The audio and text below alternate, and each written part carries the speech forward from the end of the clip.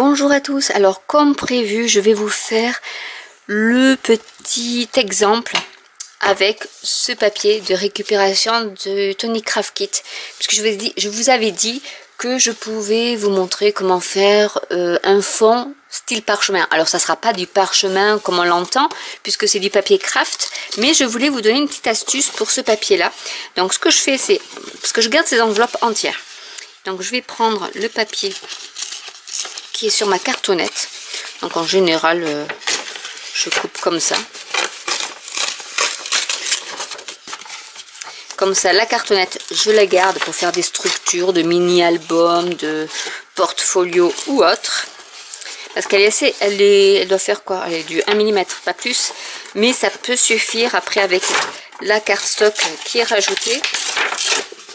Ça peut suffire. Je vais essayer de... Hop. Voilà, donc ça je garde parce que elle est quand même assez costaud. Donc moi je vais utiliser ce papier là. Alors ce que je fais, donc là je vais déjà commencer à le déchirer à la bonne taille ou à peu près. Donc je vais enlever le... Après vous pouvez utiliser l'autre partie qui est d'ailleurs plus jolie. On voit plus les fibres, donc je vais utiliser celle-ci.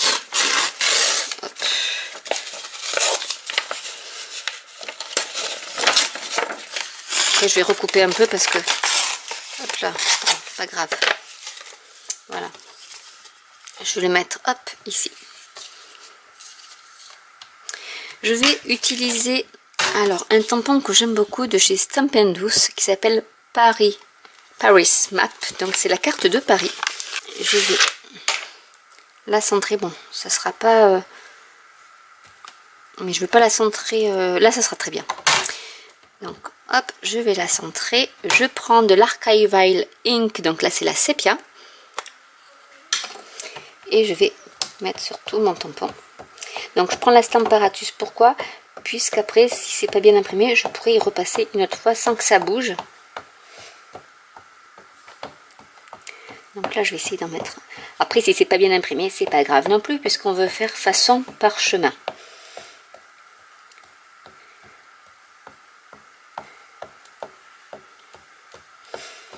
Et dans une autre vidéo, je vous montrerai ce qu'on peut faire avec ce papier là, mais déjà vous avez une petite idée.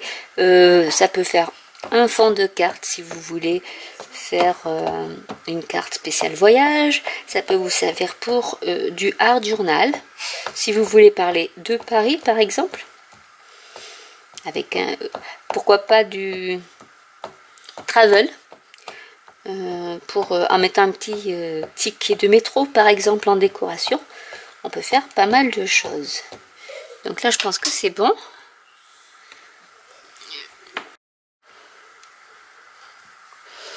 Donc on va recommencer. Ça n'a pas bien imprimé. Donc voilà ce que ça peut donner. Du coup, il ne reste plus qu'à déchirer un peu la bordure.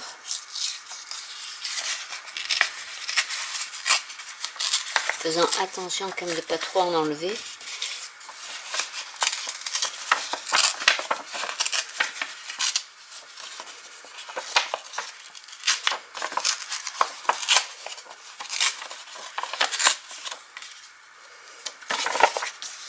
On peut changer également de sens. Alors, hop, je vais essayer de mettre quand même.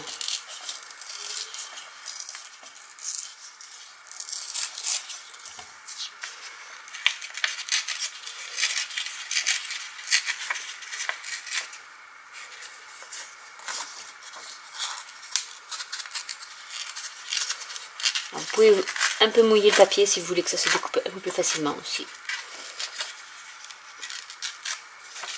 On va dire hop, comme ça, c'est bon. Je vais prendre du Distress Ink Vintage Photo. Et avec mon blending tool, je vais passer un peu sur les bords. Alors j'ai pris l'Archival Ink parce qu'en fait je ne sais pas trop ce que je vais en faire de ce papier là. Je pense que je vais l'utiliser pour l'art journal, et du coup si je prends du gel médium avec les Distress Ink, ça va baver en fait. Donc c'est pour ça que j'ai pris l'Archival Ink, qui est une encre qui est permanente, qui est waterproof. Et je pourrais mettre du gel médium dessus sans problème. C'est un peu pour ça que je l'ai faite. Sinon, si vous savez quoi en faire, que vous n'allez pas la coller, enfin mettre du gel médium par-dessus ou mettre de l'eau par-dessus, vous pouvez utiliser des encres Distress sans problème. Et le Vintage Photo, il va très bien. Donc là, ce que j'ai fait, c'est que j'ai un peu assombri les noirs pour faire un peu vieilli. Donc c'était pour ça que je disais parchemin. Après, c'est pas, ça peut être, oui, un parchemin, hein, de toute manière. Mais ce ne sera pas ce qu'on voit des fois qui sont un peu translucides. Mais là, voilà, avec une carte, ça peut faire... Donc là, c'est bon. Donc voilà ce que ça donne. Donc ça fait déjà un effet assez sympa. Et ce que vous pouvez faire aussi, c'est carrément la froisser. Allez, on le fait. Allez, au pire, je la recommencerai. Donc on la froisse. Comme ça. Vous pouvez aussi la mouiller un peu. Et ça vous donne encore plus. Après, quand vous la collerez, ça vous donnera un peu plus. Effet parchemin, effet abîmé, effet vieilli. Donc vous pouvez y rajouter de la glycérine si vous voulez pour ramollir, mais que ça soit pas trop cassé. Là, le papier n'a pas cassé, donc voilà. Et après, il suffira juste de le coller sur votre art journal. Et voilà votre parchemin de fait. Donc c'est pas besoin de flamme. On pourrait brûler les bordures avec un briquet par exemple. Mais voilà, avec le Distress Vintage Photo, il n'y a même pas besoin d'avoir une flamme en fait pour faire notre petit parchemin.